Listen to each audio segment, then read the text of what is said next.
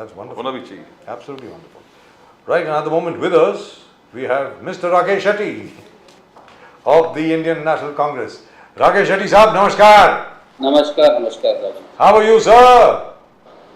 Are you back in Mumbai? Are you in waiting for Rahul Gandhi in Imphal? Are you in Delhi? Where are you, sir? No, I am very much in Mumbai. Fantastic. Sir, really impressive. Mr. Rahul Gandhi showing off his jiu-jitsu skills to all the wrestlers. That was really amazing. Look at the level of physical fitness the man has.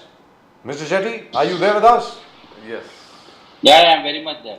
Right, that was absolutely wonderful. Have you? Did you guys know about this, or was this also a surprise to you? We very much know that Rahul Gandhi is a fitness freak, and when we were in Delhi, like say around 10 years back, morning 4 o'clock he gets up and does very speed cycling also. He has a very good habit, and he's a early riser, and he's into, because when he was abroad also, he was an instructor, and I think most of the people don't know about him, but he is a fitness freak, and he knows he's acquired lot of skills like this. Fantastic. But he doesn't show off. He doesn't show off much and doesn't talk about all his qualities. He doesn't show off at all. He does not show That off. is a problem. That is a problem. वो बेचारे बहुत तमीज वाले हैं, बहुत तहजीब वाले हैं. भाई ऐसे परिवार से आते हैं जहाँ पर कोई मतलब अपनी शान खुद नहीं दिखाता, कोई डिंग नहीं हाँकता. सीधी बात. मतलब वो क्या है, भले मोतीलाल नेहरू जी हों, पंडित नेहरू हों, अपने इंदिरा जी हों, राजीव गांधी जी हों, आज तक कभी किसी ने अपने मियाँ मिट्ठू बनने की कोशिश नहीं करी है, आज तक नहीं करी है. लेकिन मुझे लगता है कि अभी ज़रा आपको चेंज करना पड़ेगा. आप देखिए ना कि अकेले राहुल गांधी ने जाकर के सबसे वहाँ पर बात करी, वहाँ पर कुछ वो गर्ल एथलीट्स भी थीं, उनसे भी बात करी, और जो उन्होंने बोला, and you know what I'm most impressed by? I'm most impressed by his connect to people, the way people open up in front of him. Everybody thinks he's one of them, and they all think that he's going to listen. कि ये राहुल गांधी हमारी बात सुनेंगे. I think that's a great quality. I don't find it in any other leader. Rakesh Shetty sir.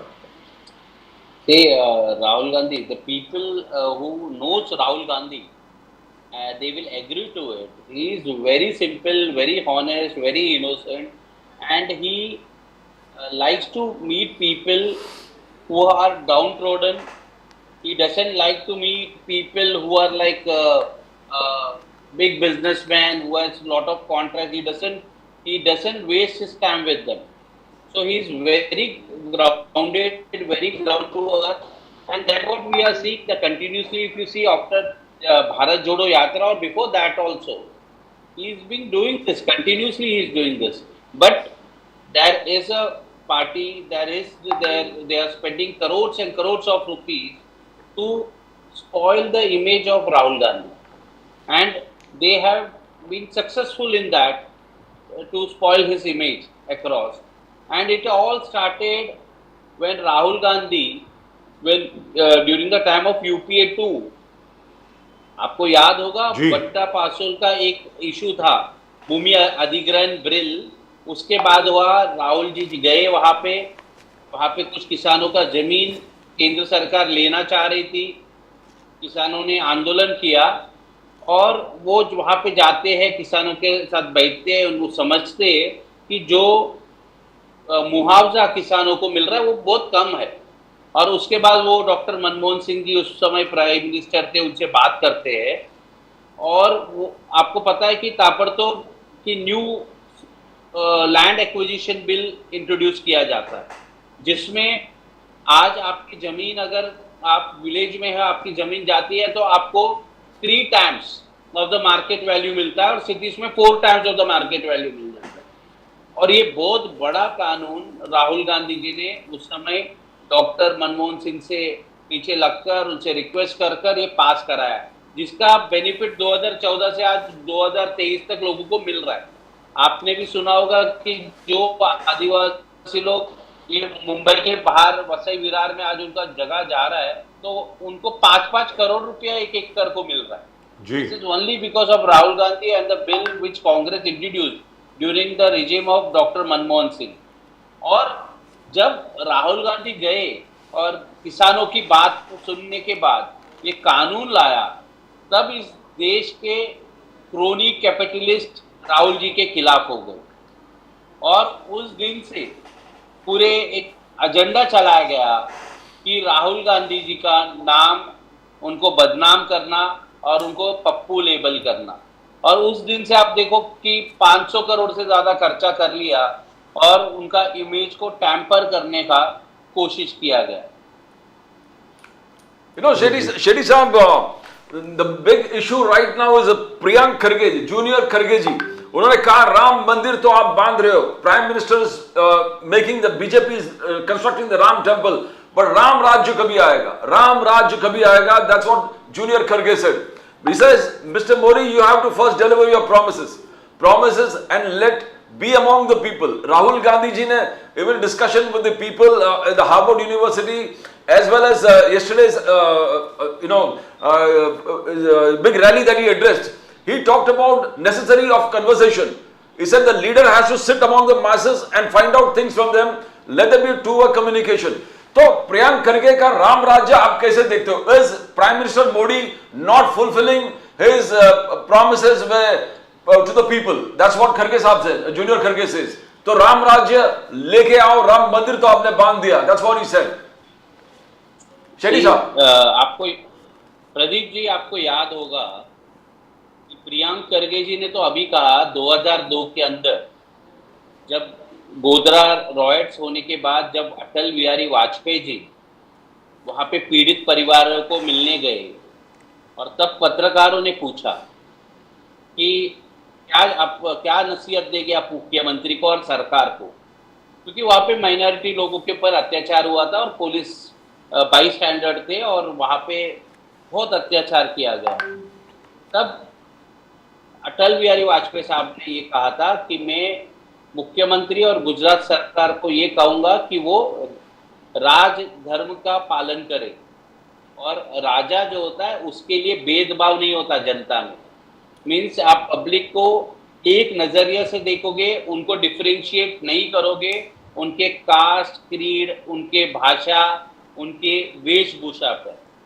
और ये नसीहत 2002 में अटल बिहारी वाजपेयी जी ने और मुझे ऐसा लगता है प्रियंक खरगे जी ने उनको एको किया है, क्योंकि जो हालत आज इस देश में है, आपको जब आज रिसेंटली एक वीडियो वायरल हुआ, प्राइम मिनिस्टर ने एक ऑडियंस में एक व्यक्ति बैठा था, उसने अपना नाम बताया, वो माइनॉरिटी कम्युनिटी का था, उसको कटाक्ष करने के लिए आप कोई धर्म, क्योंकि हम आपस में मिले, जैसे आप हिंदू हो तो आप नाम बोलोगे, आप मुस्लिम को मिलोगे तो अस्सलाम वालेकुम बोलोगे, आप पंजाबी को मिलोगे तो सत श्री अकाल बोलोगे। तो ये तरीका होता है ग्रीट करने का।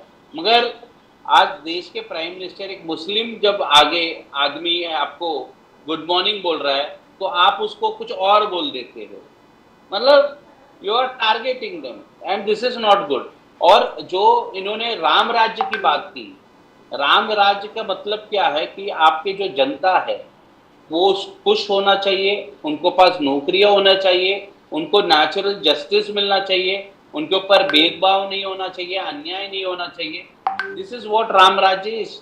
और वो इस देश में अभी किधर है? आज आप देखिए 2014 से आज 2023 तक इस देश में नोटबंदी हुआ, जीएसटी के कारण हुआ, खराब पॉलिसियों के कारण लोगों की नौकरियां चली गई, छोटे बिजनेस बंद हो गए और एक या दो बिजनेसमैन हैं जो आज वर्ल्ड में 194 नंबर पे थे 2013 में, 2023 आते आते वो टॉप 3 में आ जाते हैं। इसका मतलब कि जो प्राइम मिनिस्टर है या जो सरकार है वो कुछ क्रोनी कैपिटलिस्ट के लिए काम कर रही है, पब्लिक एट लार्ज के लिए नहीं कर रही है। पिछले दिनों भारतीय जनता पार्टी को 3 राज्यों में जीत मिली। राजस्थान की जनता में आपने गारंटी दिया था कि मोदी की गारंटी, क्या गारंटी था कि एलपीजी गैस सिलेंडर 450 रुपया में आप देने वाले। आज सरकार फॉर्म होके आज 1 महीना हो गया, केंद्रीय मंत्री ने कह दिया कि 450 में एलपीजी सिलेंडर आपको नहीं मिलेगा।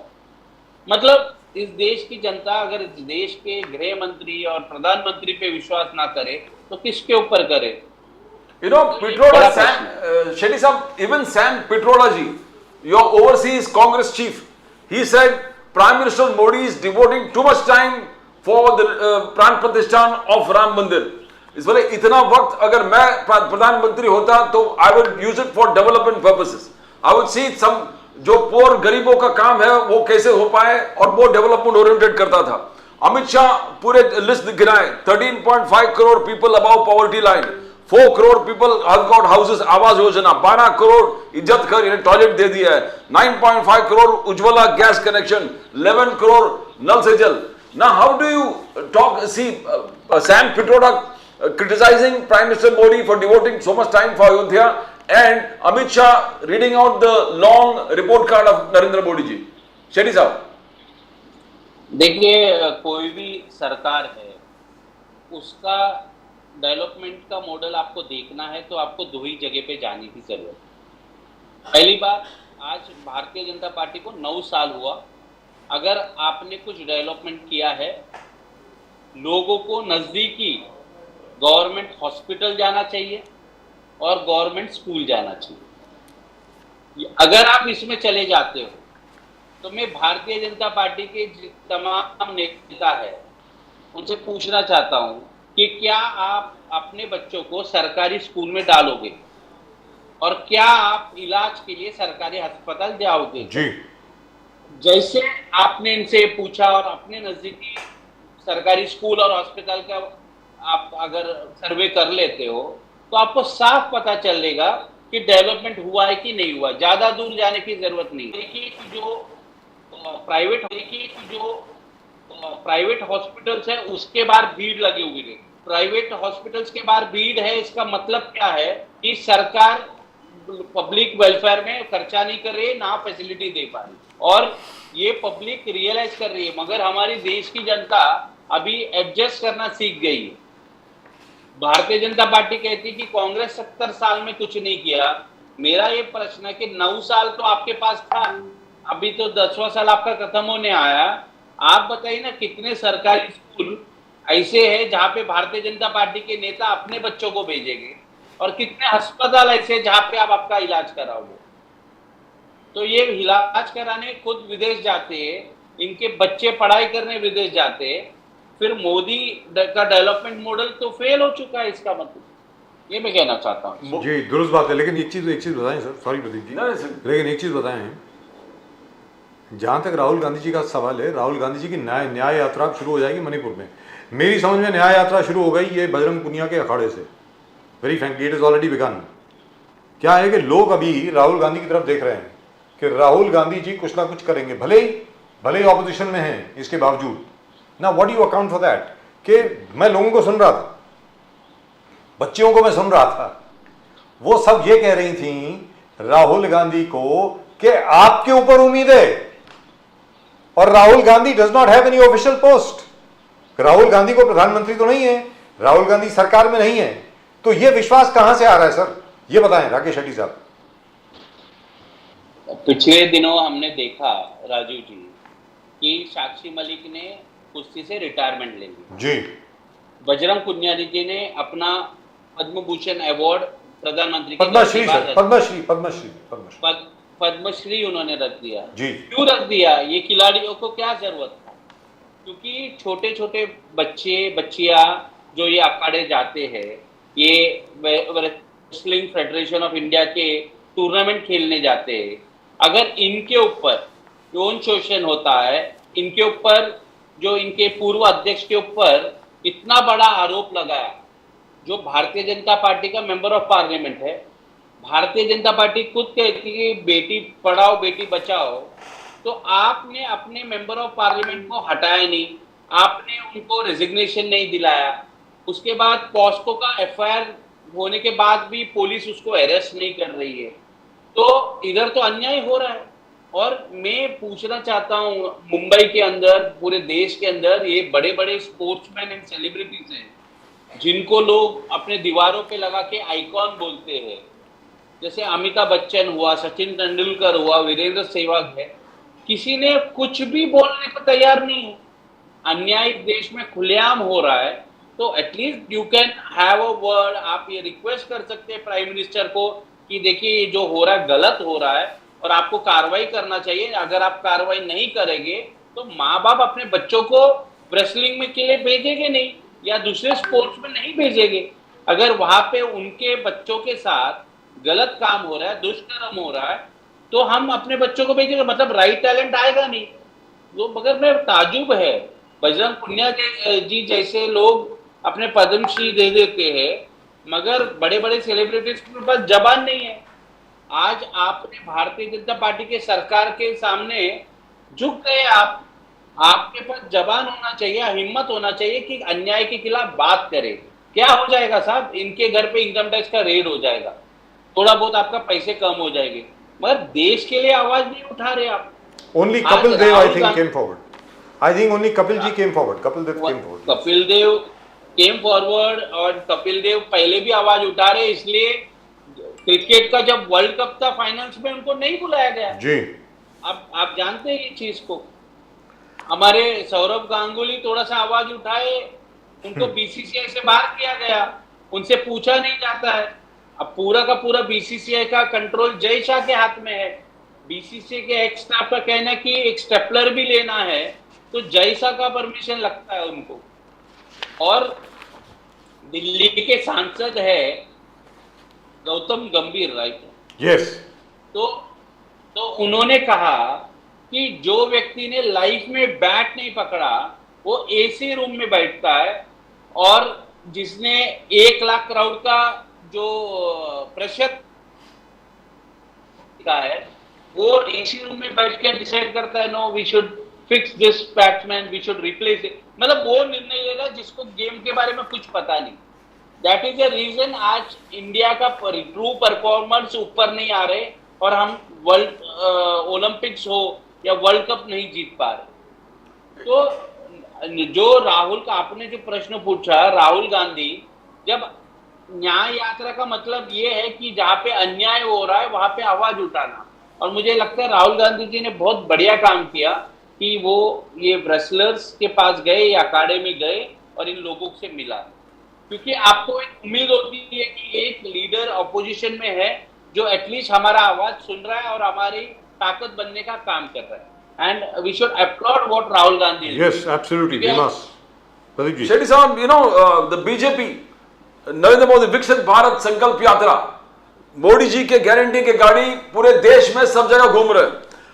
मोदी जी का कहना है कि आज के तारीख में मोदी जी का गारंटी लेने के लिए किसी को कोई मिडिलमैन की जरूरत नहीं है। बोले डायरेक्ट मोदी जी संपर्क है, बोले Modi ji is a direct contact, कोई बीच में नहीं है। जो पहले रूल में होता था कांग्रेस के, उनका कहना था कि कांग्रेस रूल में मिडिलमैन होता था और पूरा पैसा खा जाता था। गारंटी वाली गाड़ी अब सब जगह पहुंचेगी और डायरेक्टली लोगों को अपना बेनिफिट देगा। And then he was trying to mock mister Chidambaram, BJP, बोले कि डिजिटल इंडिया को जो मजाक कर रहा था, डिजिटल इंडिया का जो मजाक कर रहा था ऑनलाइन क्राउड फंडिंग के लिए, आज डिजिटल इंडिया का उपयोग कर रहा है, डिजिटल इंडिया का उपयोग कर रहा है। So do you think that somewhere कहीं ना कहीं कुछ ऐसे लगा कि कांग्रेस वाज बैक, वो जायंट स्ट्राइड ले नहीं पाया, and Modi has covered the entire vacuum and made everything accessible? Shetty साहब, देखिए नरेंद्र मोदी जी का जो पूरा स्कीम्स आप देखते हो तो डायरेक्ट जो ट्रांसफर है ये बहुत अच्छा स्कीम है कि जो गरीब लोग हैं उनके अकाउंट में डायरेक्ट पैसे जा रहे हैं। मगर इसका शुरुआत कहां से हुई? इसका शुरुआत हुआ आधार कार्ड से, और आधार कार्ड किसने इंट्रोड्यूस कराया? कांग्रेस पार्टी ने।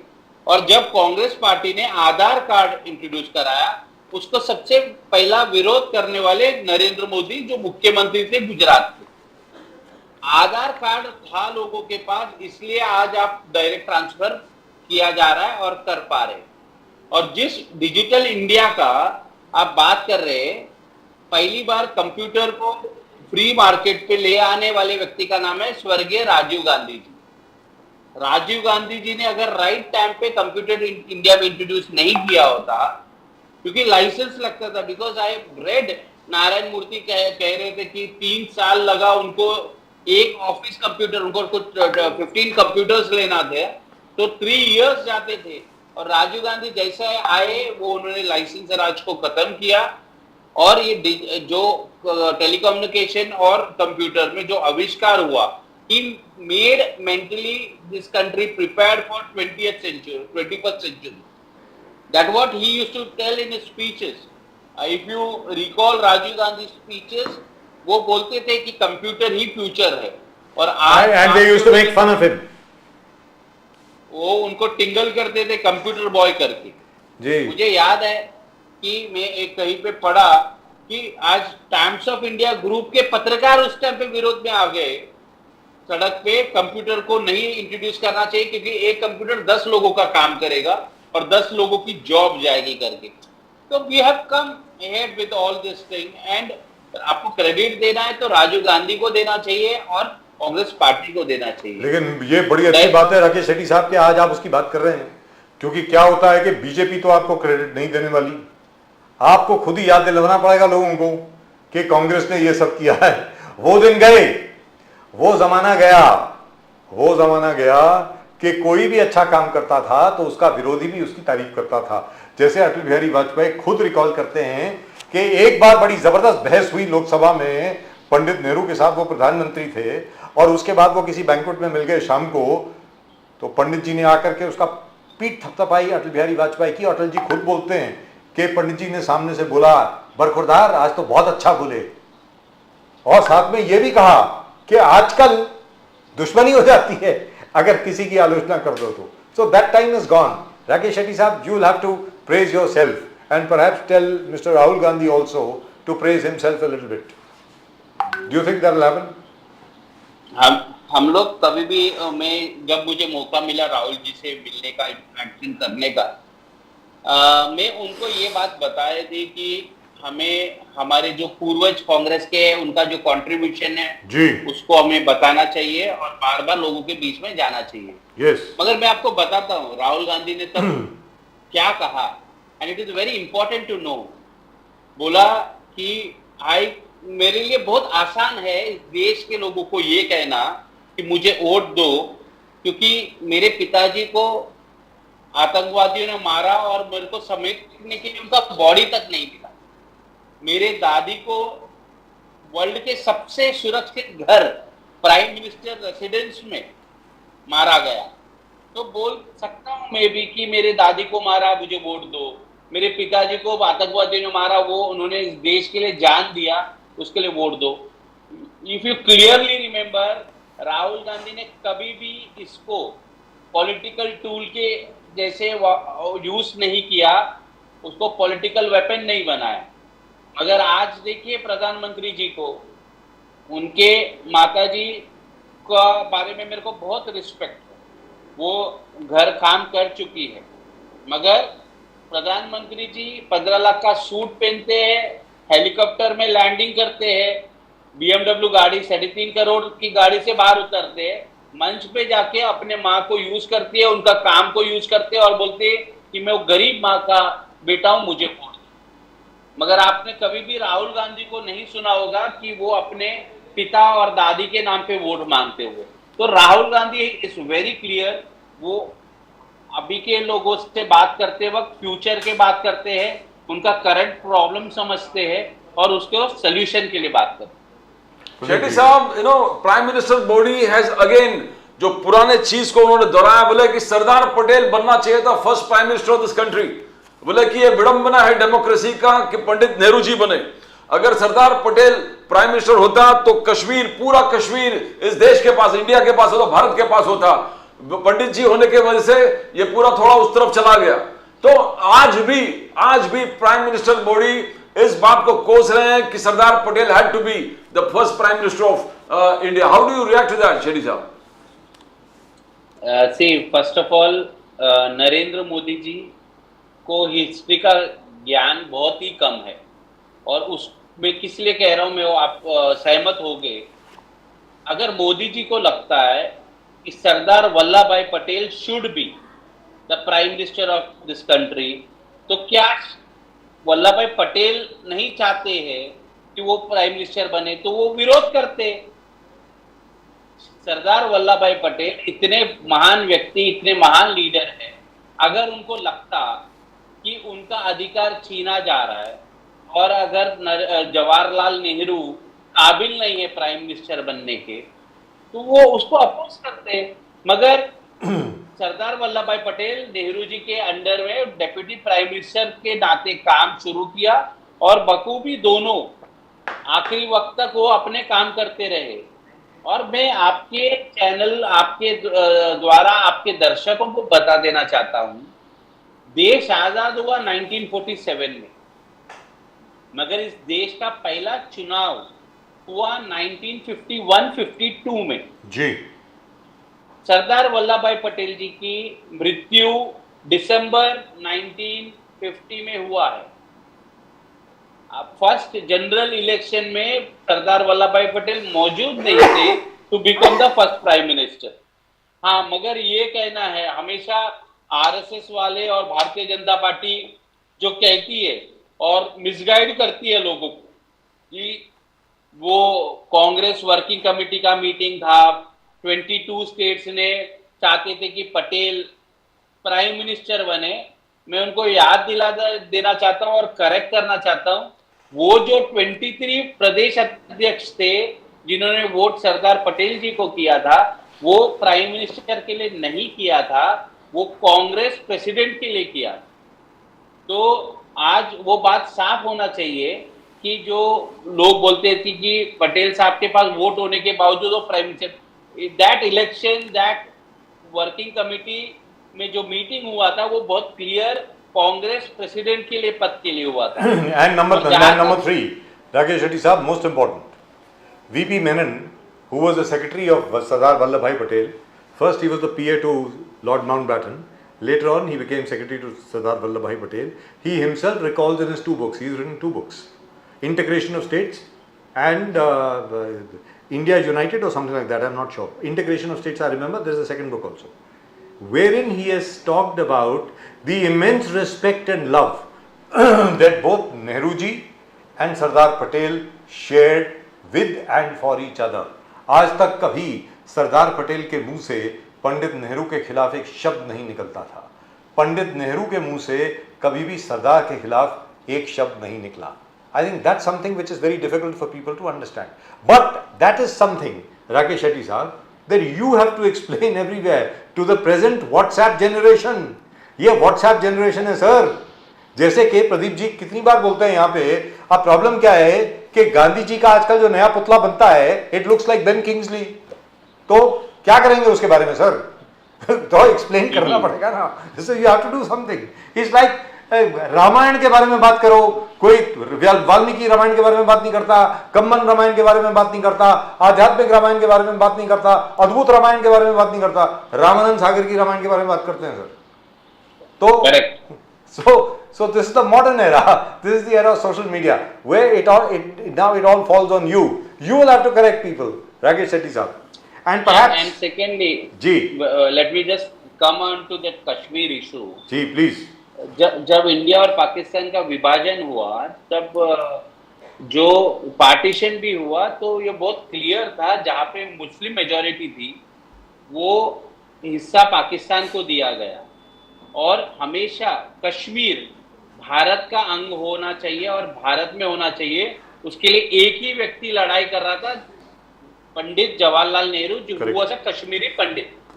यस। बिकॉज आप अगर पार्लियामेंट के अंदर एविडेंस देखोगे तो उसमें बहुत क्लियरली सरदार पटेल जी का स्टेटमेंट है कि निजाम स्टेट जो हैदराबाद है, majority of the people are Hindus and the raja was a Muslim, so that part to come to India। and Kashmir के बारे में तो ये था कि majority of the people were Muslim and the Raja was Hindu there। Yes। so they can choose what they want, but Patel, instead of Patel, it was always Jawaharlal Nehru, who was a Kashmiri Pandit, wanted Kashmir to be the part of this country। and that what happened later. Yes, and the only thing was that what Sardar Patel in fact told Jinnah, he gave him an offer. He said, "You forget about Hyderabad, I'll forget about Kashmir." There is a letter to that effect. But I didn't wanted to. Yes. I didn't wanted to say this on record. it's on record, because sir. Kashmir हमेशा हमारा है. But It's Kashmir on हमारा है. record. But I'll tell you what, Sardar Patel changed his opinion after Muhammad Ali Jinnah sent those Kabelis along with the Pakistani army into the Kashmir Valley. Sardar Patel said, now there is no question of giving Kashmir to anybody. So Correct. that's how it happened.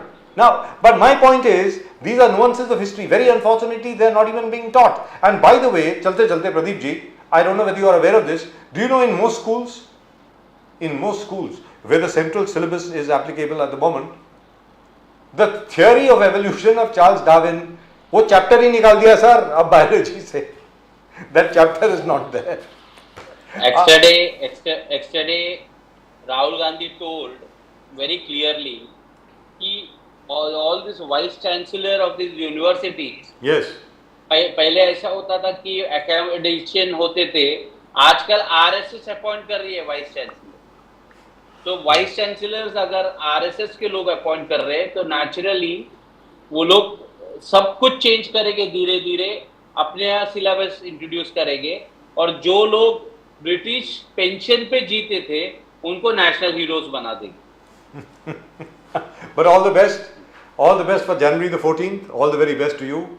I hope this will be a very, very successful yatra. I hope the people will actually get to see the real Rahul Gandhi, and a very, very happy New Year to you. Rakesh Shetty Saab, thank you Same for to coming you on the and show. Happy New Year, Pradeep ji and Happy New Year to you. Namaskar sir, thank you very much for joining us. So nice. Thank you. But you know, what does the Congress expect? The Congress cannot expect the BJP to do their work for them. No, they don't. You got, and they are going to change history. There's going to be Savarkar, there's going to be Hedgewar, there's going to be Deen Dayal Upadhyay, there's going to be Shyama Prasad Mukherjee, there's going to be everyone, Golwalkar. And Prithviraj Chauhan killed Muhammad Yes. Ghori. And Prithviraj Chauhan killed Muhammad Ghori, right? Absolutely. Wonderful. So who destroyed the Kashi Vishwanath temple first? Along with Qutbuddin Aibak? Ghori's ghost. Right. At the moment with us.